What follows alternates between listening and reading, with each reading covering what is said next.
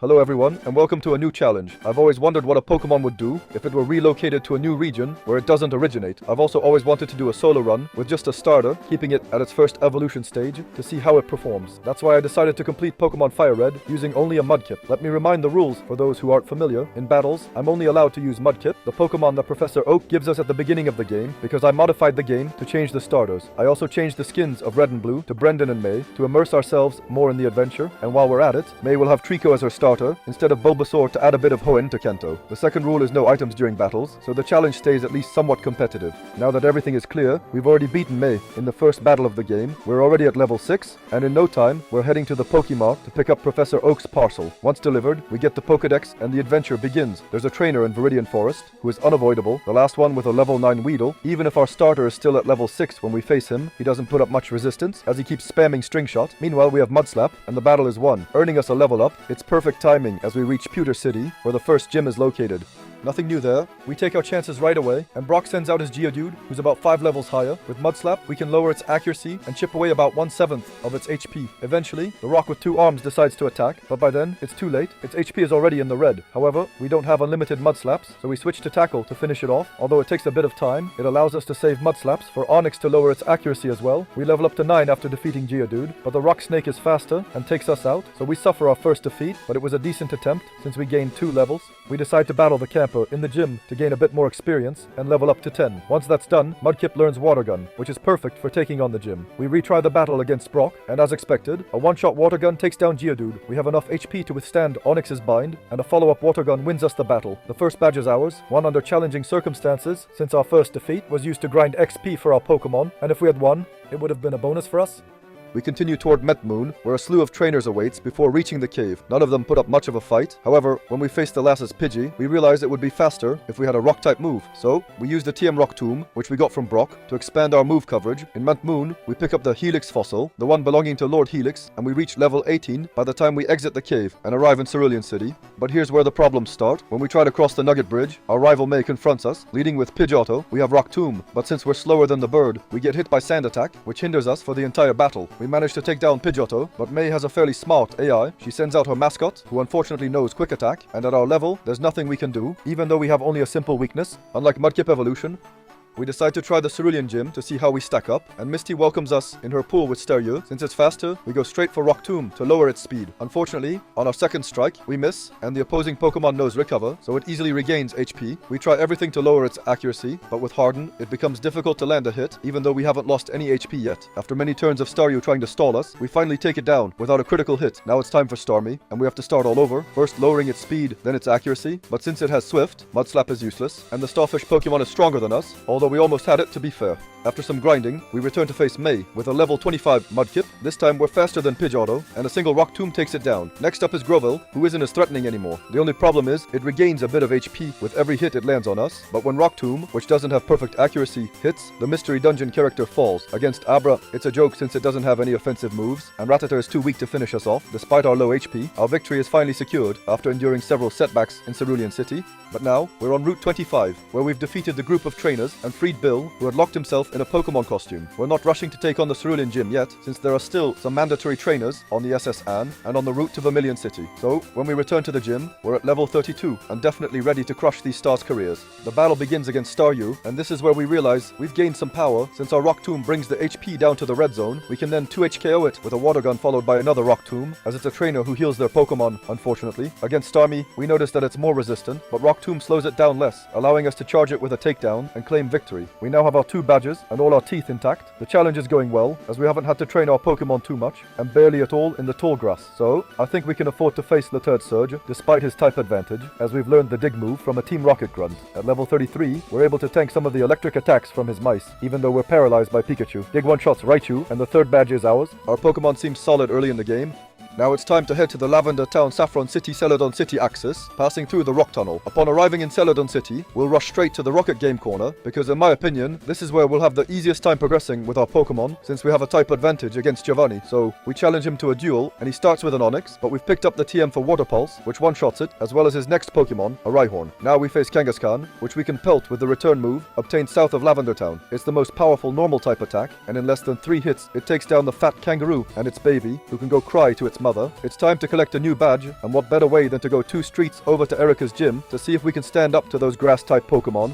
Victreebel is sent out first, and with return, we're powerful enough to 2 HKO it. Fortunately, it doesn't inflict any status on us, so we're still fast enough to 2 HKO Tangela. As if our form wasn't already good enough, we land a critical hit on Erica's final Pokémon, the second gym with a type advantage against us, which we passed without any difficulties. In fact, we won't encounter any real challenges for a while, as the Pokémon Tower doesn't offer any significant obstacles, so we can speed down Cycling Road to visit a certain Koga, the Fuchsia City gym leader. We're progressing well, already at level 50 before facing the ninja, with an interesting move pool, having picked up the HM for Surf in the Safari Zone. We one-shot Coughing, and against Muck we prioritize Return, but it's unfortunately not a 3 HKO, so we finish it off with Surf. Another Coughing is sent out right after, and we know Surf one-shots it, so why not use it? Koga then sends out Wheezing, which is obviously more resilient than its pre-evolution, but 2 hits secure the victory, despite us being poisoned, so we now have 5 badges.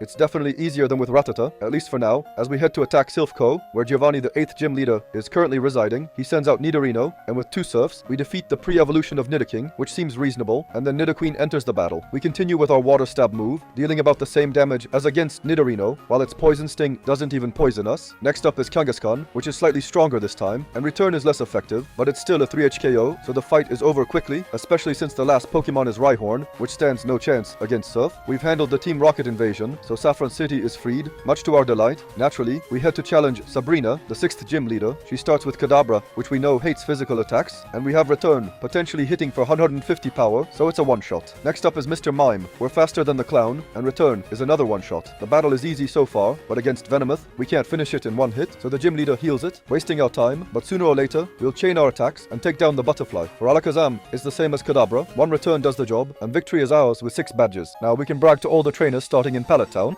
Next, we head to Cinnabar Island and its haunted mansion to retrieve the key to open Blaine's gym, as well as some useful items like the TM for Blizzard and some rare candies. We can approach the 7th gym without too much stress, since we have an obvious type advantage. Blaine welcomes us with a Growlithe. We lose a bit of attack, but Surf is a special attack in these generations, so we one-shot the dog and then the pony. No surprises, the same happens to their evolutions, except Arcanine, who is faster and hits us with a flamethrower, but as the master of Surf, even his trainer can't do anything with potions, and the battle is won. Now, we just have to return to Pallet Town and then head to Viridian City to complete our collection by entering Giovanni's gym. Once again, I don't see what could stop us here, and our Surf against the first Pokemon, Rhyhorn, shows the strength of Mudkip at this point in the adventure, who absolutely demolishes ground, fire, and rock Pokemon. Dugtrio is swept away, as is Nidoqueen. No Pokemon can withstand our Water Stab move, and the battle is won quite easily. He grants us the 8th badge, giving us access to the Pokemon League, a feat we expected from Swampert, but will it be that simple from here on out? Spoiler alert. No. The trouble starts against May, whom we face directly, but her Pidgeot is way too fast, and it uses Feather Dance, which reduces our attack. Rock Tomb is at a 3 HKO, and we're already badly injured when we face, with Horror, a Skepto that knows Leaf Blade. In one hit, the opposing starter finishes us off, and we're ready to test every possible technique to get past our rival, who finally offers a challenge worthy of the name, and there's nothing to do. I tried everything. The Sceptile shows no mercy, and we'll have to go through some training, even though we've been cruising through the Kanto region so far. The news is harsh, especially since even with 10 more levels, we still can't get through. It's impossible to withstand a Grass-type move, and we're in for a long additional training session to return at a decent level against May. And when we say a decent level, we mean returning at level 83 to try May again. This time, we use Blizzard instead of our usual move, a less accurate but special move that one-shots Pidgeot. We still have all our HP to face Skeptile, who will inevitably use a Grass-type move, and in this battle, at our level, we can more easily endure the attack. Provided it's not a critical hit, we can hit it back with Blizzard, which needs to land if we want to be sure to win. In this battle, that's exactly what happens, so we've already beaten May's first 2 Pokemon, which is a good sign, especially since she then sends out Rhydon, which we're used to sweeping with Surf, and against Gyarados we can 2 HKO it with Return, while it sets up Rain Dance. This is all beneficial for us, as our Surf will be even more powerful against Growlithe, who stands no chance, and finally, Alakazam can't withstand a Return. It's quite interesting to see that Blue has 3 of the Pokemon from the last 3 gym leaders on his team, who, by the way, we easily defeated, which is why the second part of the battle was easier. We can finally access Victory Road, showing off our badges to the guards, which give us access to the league. The adventure can resume after a long interruption, and the final battles of the challenge can finally begin. The first battle is against Lorelei and her mainly Ice-type, but also Water-type Pokemon. Dugong leads the charge, and with Return, we can 2 HKO it before it can make a move, so it's all in our favor, before facing Cloyster, which has good defense, unfortunately, and resists our special moves well. It even uses Protect twice, but we eventually realize that Return is a 2 HKO, and I sign off on that before facing Slowbro, who will try to boost itself. Since it's a 2 HKO, we haven't taken any direct hits from the opposing Pokemon, except for 2-3 bits of hail damage. Things can quickly change with Jinx, who can put us to sleep, and then we start to worry, because on top of that, it it infatuates us. Since we picked the Helix fossil, we get lucky and wake up, and with one return, we can one-shot the Ice-type Pokemon against all odds, and finally, face Lapras. Against this Pokemon, it's a 3 KO, which would be a problem if the opponent's trainer heals her Pokemon, but luckily, on our second series of attacks, it's a 2 KO, and we win the battle against the Elite 4 member at a pretty high level. For comparison, with Rattata, we started the league at level 87, although for him, we did use TM Reflect, which is a bit of cheating if you want an interesting challenge. Now it's Bruno's turn, and Mr. Muscle sends out Onix, which we can drench with Surf, before having the honor of battling alongside Hitmonchan, who survives the Surf, but misses his Rock Tomb attack. That's for all the times we missed that attack, so we finish it off with Surf before facing Hitmonlee, whose stats are similar to his brother's, so it's also a 2-shot, but he doesn't hit us very hard in return. Machamp is sent out, and in this battle, he favors Scary Face, which lowers our speed, so he can attempt a cross chop, which isn't a critical hit this time, so with the Surf we send his way, and a final high attack on the last Onix, we win the battle against the second member, quite easily this time. It feels good to win key battles on the first try. Honestly, I was starting to miss it. Now it's time to face Oak's rival, Professor Oak, Agatha. She leads with Gengar, and we'll prioritize Surf against this Pokemon since it's our best stab move, and lucky for us, it's a critical hit, so we win the first duel quite quickly before welcoming Golbat, who's in for a Frosty Blizzard. Arbok is the next Pokemon, and Surf is a 2 KO, which shouldn't be a problem. We're faster, and we've already beaten 3 of her Pokemon before facing a new Gengar, which is 30 levels lower, but faster. So, it puts us to sleep, and that's when the disaster strikes. It takes advantage of this to land several Sludge Bombs, bringing our HP into the red before we finally one-shot it with Surf. Only a Haunter remains, and just like its evolution, it's faster than us, so it puts us to sleep, allowing it to devour our dreams to win the league. We're going to have to retry the battles, hoping for a bit more luck this time, and when we talk about luck, we mean not getting put to sleep by Pokemon that are faster than us. So, the first 3 opponents can be dealt with in the same way. The key is for the first Gengar to miss its Hypnosis, which puts us in a position to 2 KO it if it tries to damage us. Haunter comes in next and uses the useless Mean Look, but we weren't planning on switching Pokemon anyway, so we can finish it off and win the battle against the third member. It took a good dozen attempts, but practice makes perfect, so we can now challenge the future league champion, Lance. He starts with Gyarados, who intimidates us, making our return much less powerful. However, the opposing Pokemon prioritizes Dragon Rage at first, which only makes us lose 40 HP, and even if we freeze it, it bites us before getting healed, forcing us to start over. Luckily, we land a critical hit here, so it's a 2 KO before facing a Dragonair. For Dragonair, we've reserved a risky move, Blizzard.